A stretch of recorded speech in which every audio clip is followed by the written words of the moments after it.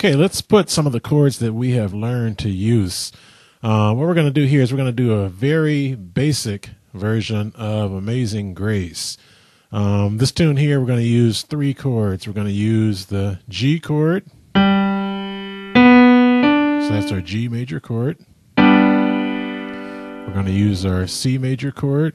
And we're going to use our D major chord. And what I'm actually going to do is I'm going to play through using just the chords for right now without any melody so you can follow along. And what I'll do is I will count off a tempo. Amazing Grace is going to be in 3/4 time. So what I'm going to do is I'm going to count off 3 beats first, and then I will go ahead and play the chord changes in my right hand. So here we go. 1, 2, 3. 2, 3, then the C chord, and back to the G. 3, 2,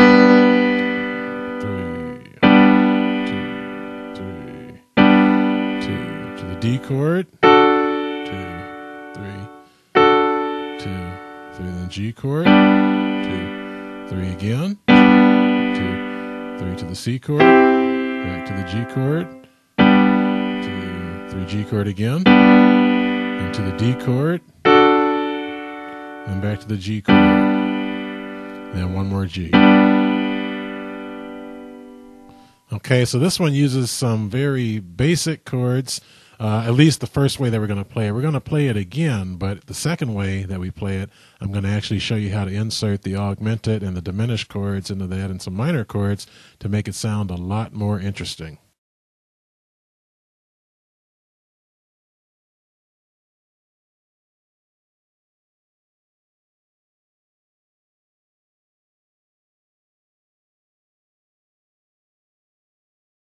Okay, what I'm going to do now is I'm going to play the left hand part, and all I'm going to do is just play the notes and the chords. So instead of hitting the notes together, I'm going to go 1 octave lower. You can even go 2 octaves lower, if you want, to get even a better sound.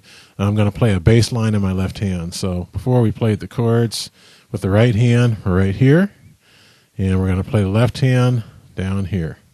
So all I'm going to do for the G chord bass line, I'm just going to play the notes in the chord.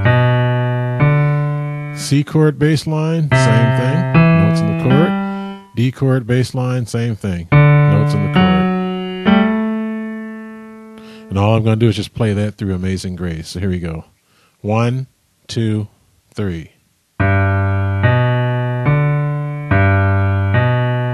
chord, or C bass line, G bass line. G again. Now we're going to go to the D bass line. Back to the G. Again. C bass line. G. G bass line to the D. And then G. And then for that last G, just hit it and hold it.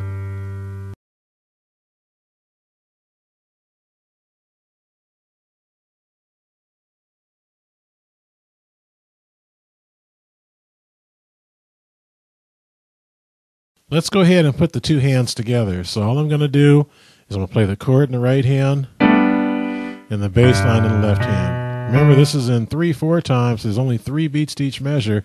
So when I'm playing the left hand, remember it's just 1, 2, 3. Okay? Keep things simple. We'll just hit the hands together.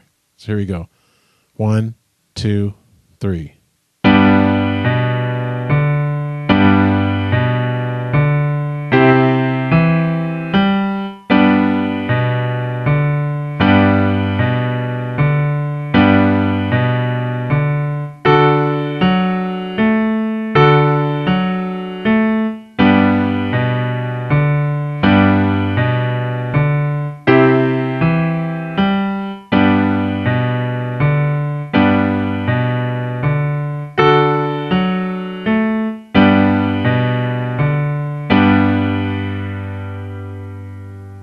So there you have it with both hands. In case you're wondering about the fingering, in the left hand, all I'm doing is I'm using the little finger, the middle finger, and the thumb. So use those three fingers if they're comfortable for you. If they're not, then try to figure out three fingers that do work for you. The important thing here is just that you keep the rhythm going and try to keep everything flowing as smoothly as possible.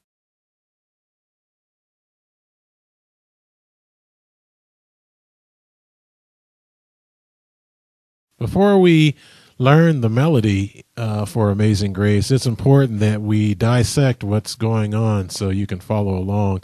What I'm going to actually do is introduce the numbering system to you, because I find that it's really impossible to get into any of the really advanced playing without being familiar with the numbers. Now, the first order of business is we need to know what a major scale is. Now, the tune Amazing Grace uses three chords. It uses the G chord, the C chord, and the D chord. Now, what happens is, since it uses those three chords in particular, this is in the key of G. Now, what does that mean? Here's G. Three black keys, F, G, A, B. So G's right here. So now the key thing is, let's go back to your childhood days and figure out what you learned in school, or you probably learned, which was do, re, mi, fa, sol, la, ti, do, starting on G. Now, here's the way it works. This is do, re, mi, fa, sol, la, ti, do. What you notice when I do that is I have that black key right there. That black key is called F sharp. If I don't play the black key, it sounds like this.